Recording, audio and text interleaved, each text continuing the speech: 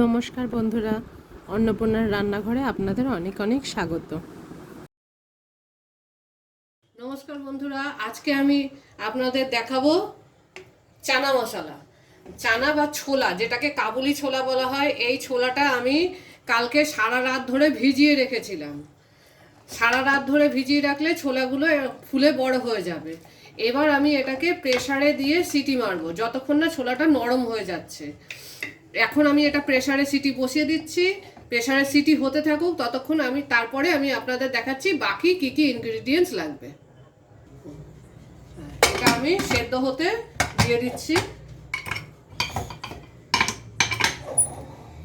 4টে থেকে 5টা সিটি পড়ার পরে আমি খুলে দেখে নেব যে ছোলাটা নরম হয়েছে কিনা।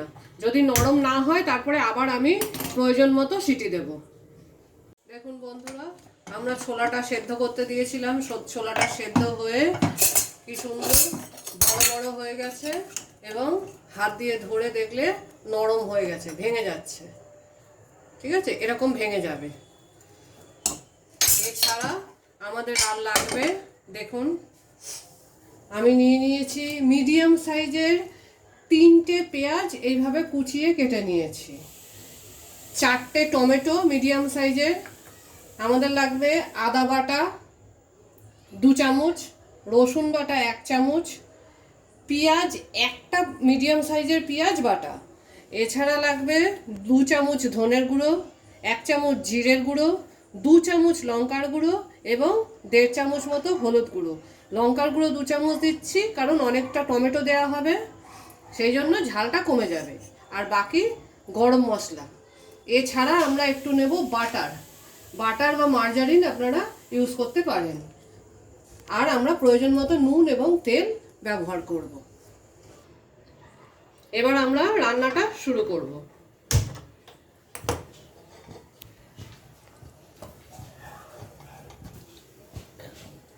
আমি তেলটা জাগ থেকেই দিচ্ছি, কিন্তু আপনারা চামচ মেপেও দিতে পারেন।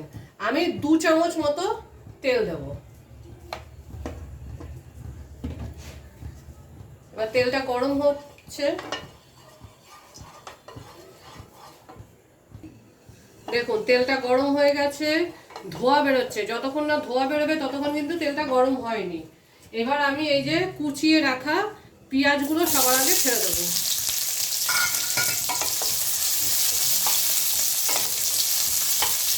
দিয়ে পেঁয়াজটা একটু হালকা লাল হওয়া পর্যন্ত ভেজে নিতে হবে।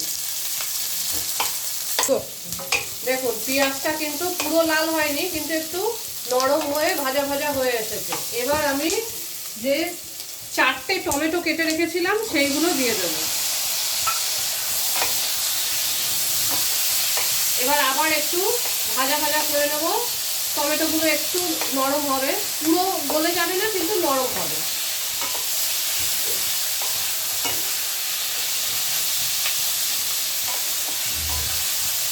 এই পেঁয়াজ আর টমেটো ভাজাটা কিন্তু মশলারই একটা পার্ট।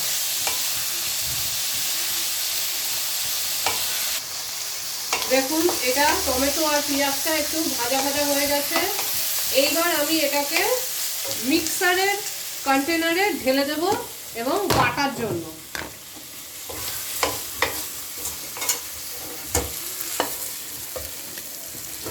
এটা একটু ঠান্ডা হলে আমি এই পেঁয়াজ আর টমেটোটাকে পিষে বেটে নেব।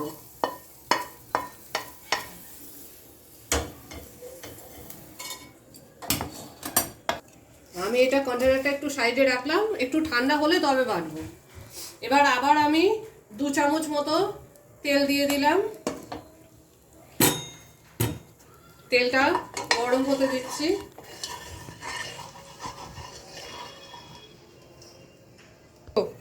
দেখুন তেলটা গরম হয়ে গেছে। এবার আমি এতে দিয়ে দেব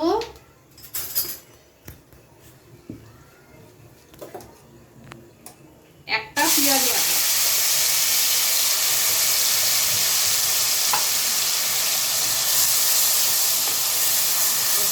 একটু ভাজা হচ্ছে, তারপরে আমি দেব 1 চামচ আদা বাটা,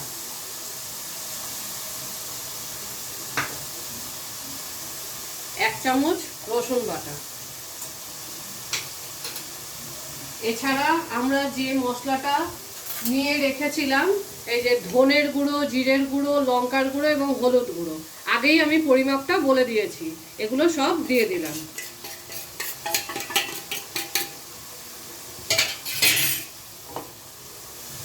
এবং আমার মশলাগুলো যেহেতু সব গুঁড়ো, তাই আমি এতে একটু হালকা জল দেবো এবং গ্যাসটাকে মিডিয়াম করে দেবো।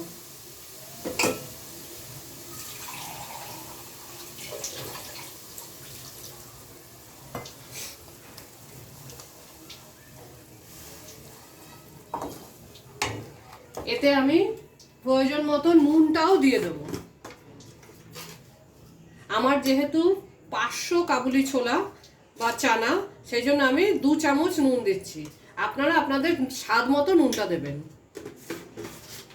এবার এই মশলাটা ভাজা হোক,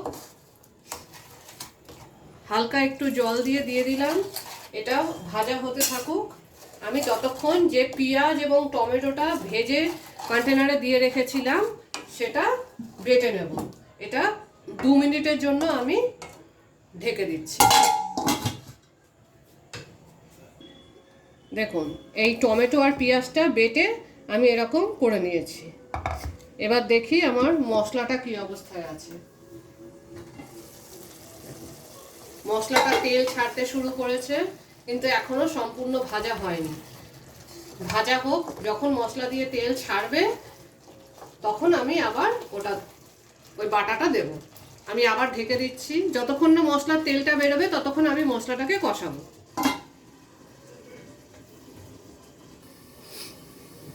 আমরা আবার দেখে নেব মশলাটা। দেখুন, মশলাটা তেল ছাড়তে শুরু করেছে, কিন্তু এখনো আরেকটু ভাজা হবে। চানা মশলায় কিন্তু খুব বেশি তেল দিলে ভালো হয় না, তাই কমই তেল দিয়েছি। মশলাটা আরেকটু ভাজা হচ্ছে, এবার আমি ঢাকাটা খুলেই রাখবো।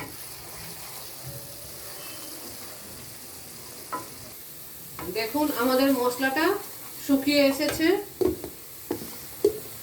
একদম ভাজা ভাজা হয়ে এসেছে। এইবার আমরা এই যে কন্টেনারে পেঁয়াজ আর টমেটো বেটে রেখেছিলাম সেটা ঢেলে দিচ্ছি এবং এর সাথে একটু অল্প জলও দিচ্ছি।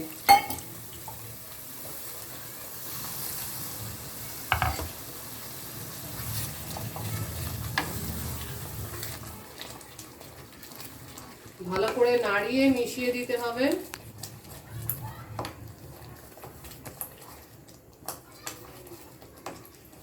এবার আমি এটাকে 2 মিনিট ঢেকে দেব মশলাটা হওয়ার জন্য।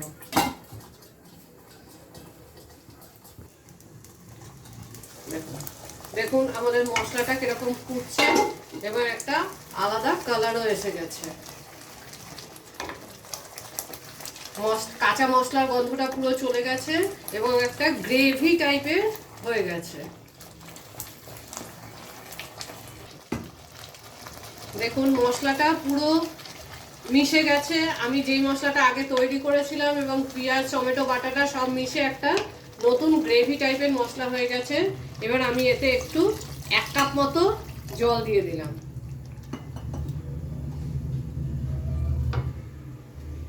এইবার আমি আমার সেদ্ধ করে রাখা ছোলাটা দিয়ে দেবো।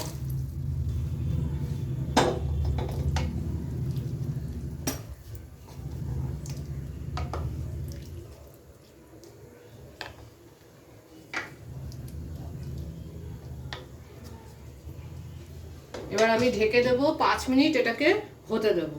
ছোলাটা যেহেতু আগেই সেদ্ধ করে নিয়েছিলাম, তাই খুব বেশি সেদ্ধ করার বা ফোটাবার দরকার নেই। আমি 5 মিনিটের জন্যই ঢাকছি। দেখুন 5-6 মিনিট হয়ে গেছে।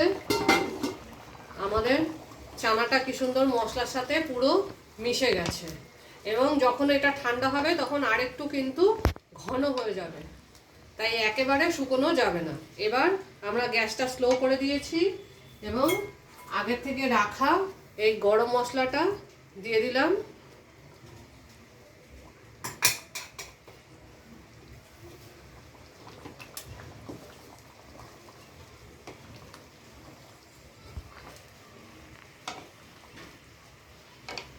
দেখুন সুন্দর চানা তৈরি হয়ে গেছে। এবার আমি গ্যাসটা নিভিয়ে দেব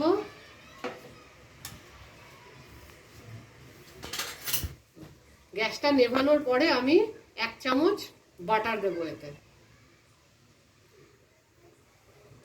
গ্যাসটা নিভিয়ে বাটারটা দিলে বাটারের গন্ধটা সুন্দর হয়।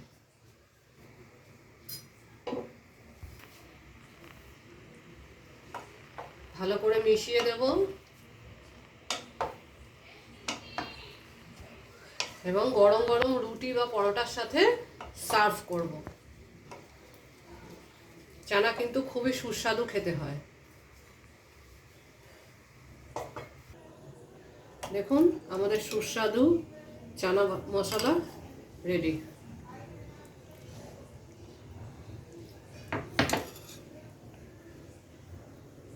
আমাদের চানা মশলা তৈরি। আমরা গার্নিশ করে দিলাম কারি পাতা দিয়ে। দেখুন কি টেস্টি লাগছে। আপনাদের যদি এই রেসিপিটা পছন্দ হয়ে থাকে তাহলে লাইক, শেয়ার আর সাবস্ক্রাইব করবেন। Thank you for watching.